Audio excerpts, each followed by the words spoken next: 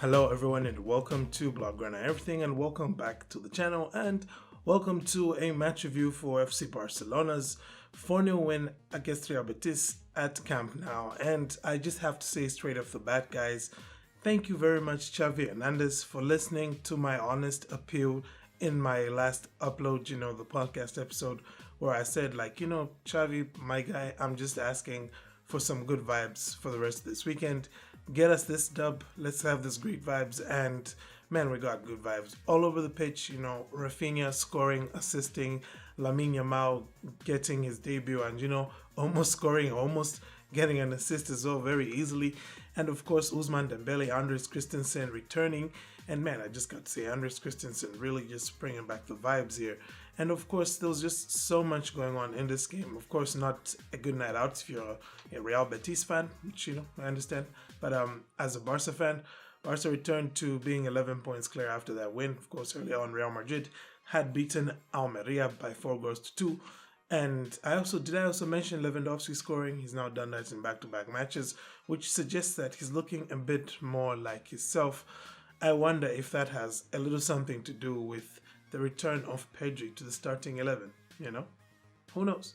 Anywho, this is a match review, and for first time in quite a while, I'm going to do the typical match review format. So that means I'm going to talk about the tactical setup from a team, then I'm going to get into the negatives and positives before giving a team rating, and finally giving you the man of the match. And I'll tell you right off the bat, and I'll tell you right here, right now, the man of the match, I wasn't pretty sure who to give it to. Yes, I know it probably seems like it's obvious who it was, but I'm telling you, I wasn't sure. Anywho, if this is your first time tuning in here, we'll do a bit of housekeeping. That's what they call it, right? I don't know. We'll just call it housekeeping. And if you're not yet subscribed, please go ahead and hit that subscribe button. Also hit like on the video. And if you've got a Spotify subscription, which I don't know, everyone probably has one if you're a Barca fan right now, yeah? If you've got that, go ahead and look for the Blaugrana Everything podcast on Spotify and, follow and subscribe there as well. There's some stuff that I upload to the podcast that doesn't make it to the YouTube channel. So, it would be pretty good if you could, just go and just follow over there. Yeah. Anyway, let's get into the tactical setup from FC Barcelona in this game. We saw Xavi return to his go-to, I would say, formation when he's had almost all of his players fit, we should put it that way, which has been that box midfield, coming from that 4-3-3 where Gavi plays as a false winger. That's exactly what happened here. Rafinha, Lewandowski, and Gavi up front, and in midfield, Busquets, Pedri, and De Jong for the first time playing together since that first leg in the Europa League against Manchester United. So, it was good to see the boys back together again. And of course, in the back we had, back was back. That's right. We had Balde, we had Christensen, we had Araujo, and Jules Koundé in that back four. And of course, Barcelona didn't concede a goal today. I wonder if that's any coincidence. It's not a coincidence. Ter Stegen, of course, was between the sticks, and he had to make a save himself to keep that clean sheet because, our former player, Juan Miranda, almost scored against us. And fun fact, actually, both of Real Betis' fullbacks are former Barcelona players, they're all La Masia graduates. So there was quite a lot of La Masia players on the pitch today for both teams. Hey guys, this is me in the post-editing kind of, stuff. I realized that I did not highlight or I did not mention the fact that with that clean sheet against Real Betis, Marc-Andre Ter Stegen has now outrightly taken the record for most clean sheets in a single season for FC Barcelona, which is now standing at 23, I believe it is, or it should be 24, one of the two anyway. And congratulations to Ter Stegen on that. Just wanted to add that because, I forgot to mention it. But yeah, thanks. Anywho, let's go ahead and talk some negatives and positives. And I'll start with my negatives. And there's really only one negative. That negative is that we didn't score more goals. And because I do not want to disrespect Real Betis too much by, banging on about all the other chances we could have scored, because they did do some pretty good defending in the second half. I thought actually that they defended a lot better when they had 10 men than when they had 11. Anywho, I'll move on from the negatives because, like I said, that was all that there was. And let's, focus on the positives. I did say the good vibes are back, and I think that's probably the first positive that I would put out here, okay? We saw, of course, there was a bit of an improvement already when we had Frenkie de Jong coming into the starting 11. Then we had Pedri as well returning against Atletico de Madrid, and it looked like everything was just on the up and up. And then, we had that blip against Rayo Vallecano where, it was a pretty terrible performance. And I remember one thing I said after that is that Xavi should have probably just played with that four midfielders, Gavi as a winger hybrid thingy formation. And that's what he did here. And guess what? Good vibes returned. And I think those good vibes returned in particular because of a certain man who I will single out in these positives, being Andres Christensen.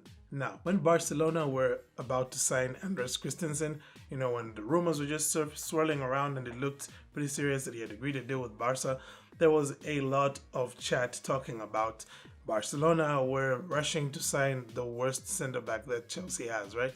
Because at the same time, there was Antonio Rudiger who was going to Madrid. He was also available. And the general consensus seemed to be that Andres Christensen was really low in the pecking order at Chelsea. He was behind Rudiger, he was behind Thiago Silva, and he was behind Trevor Chalobah. Is it Trevor? I don't know if Trevor is the older one, but he was behind Chalobah, okay?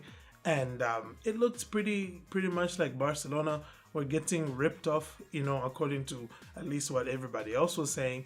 But, Xavi did insist that Christensen in particular was someone who he wanted.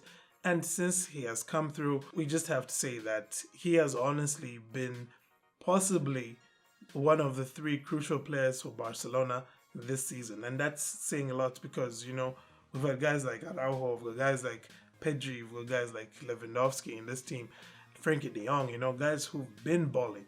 But even with that, I would say that Christensen has a very strong argument for being one of those top three players for Barca this season. And the stats reflected as well. Just listen to this, okay? With Christensen in their backline, FC Barcelona have only lost one game in La Liga this season. One game in La Liga. In the Champions League, one game as well. Literally, he wasn't there for the losses that we suffered. Of course, he was substituted against the Inter in that match we lost in Milan, but he's been that crucial to us. And I think that having him in this team once again, and also the fact that he got that opening goal, it was oozing good vibes for me. This entire time I was watching the match, from the moment I saw Christensen score, I was just like, you know what, this is going to be a good day for FC Barcelona, probably a good win. And that's how it panned out, Once again, a great day out for FC Barcelona. Another positive which I could probably put in there was just generally the performance levels, especially in that first half. The way Barcelona were moving the ball around, the fluidity of the movement. Pedri popping up here and there, Gavi as well, and Pedri looking like they were swapping positions. Rafinha threatening to make those runs in behind, from which he eventually scored after what was a wonderful pass by Sergio Busquets. Once again, Busquets with the assist for Rafinha here. And the entire team just looked like they were up for it. And this was without Ousmane Dembele, okay? Dembele was on the bench. And by the way, Dembele is back. He came in and he almost created a goal again. So, it was really a very good performance here from Barca. Sure, you could say, well, maybe if Betis didn't have a red card. But I think that with the way that they were being opened up prior to them even getting that red card, it would have probably ended with round about the same scoreline here. Except maybe, Betis would have pulled one back if Christensen would have allowed it. And I probably can't speak anymore about good vibes without ignoring the fact that Lamine Yamal made his first team debut and he looked pretty decent as well. A 15-year-old, okay? This kid is making Gavi and Fati look like veterans, Balde and Balde is in his first season and he's already looking like he's the OG to Lamine Yamal, you know what I'm saying? It's crazy. Absolutely mind-blowing stuff, but the kid does seem to have something in him. He did almost make 2 goals very easily. Could have had an assist for Ousmane Dembele and for Robert Lewandowski, and he himself could have actually scored a goal if not for what was ultimately a brilliant save by Rui Silva. So that was a good debut for the kid as well, and just the good vibes all around. So naturally, with the good vibes all around, team rating here, I mean, why don't we just give them a 10 out of 10? Tell me why not. While you're thinking of a reason I shouldn't give them a 10 out of 10, I'm going to say that team rating here was a 10 out of 10, and that's from the manager. Well, I said in my last upload that Xavi Hernandez is a coach who is capable of tactically outthinking his opponent and, preparing for them in a way that he can take them apart. And he kind of did that here to Pellegrini. Of course, Pellegrini did have his fair share of players who were out injured, out suspended, that kind of stuff. Players like Borja Iglesias and Nabil Fekir in particular come to mind. But at the end of the day, Xavi had a job to do, and he did it. And I think because of that, he also deserves a nice old 10 out of 10 here, okay? Because what more could you have asked from him? What more could you want him to have done differently? He made the substitutions at the right timing, bringing in players who needed to be played, taking off players who were coming back from injuries. So it was a pretty good game from Xavi here. So let's go on and talk man of the match. And I said earlier that I had a bit of a tough time picking the man of the match, and one of the reasons is because I look at how Christensen played in this game, the fact that he got that opening goal as well, and just how much of what Barcelona were missing with him out and how he showed it today. Despite all these other guys like Koundé and Araujo who are brilliant center backs, I'm up there with them as well. I'm on that table with them, and I bring goals to the table as well.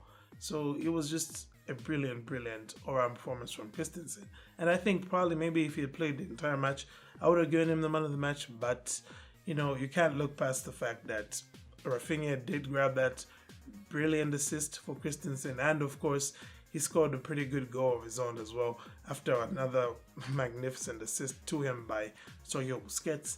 And he could have easily have had more goals here, and he could have easily have had more assists. So because of that, I'm going to go with Rafinha here as the man of the match. And that is basically that, ladies and gentlemen. I thank you for tuning in. Do let me know your thoughts though in the comments. What negatives did you see here perhaps, that I left out? Any positives that you want to put into the, you want to throw that into the hat of positives? Go ahead and let me know down in the comment section. Otherwise, I thank you once again for tuning in. Also, let me know who your man of the match was, Let me know. Do you agree that it was Rafinha, or do you have somebody else? Anywho, thank you for tuning in. Have a great day, and Forza Barça.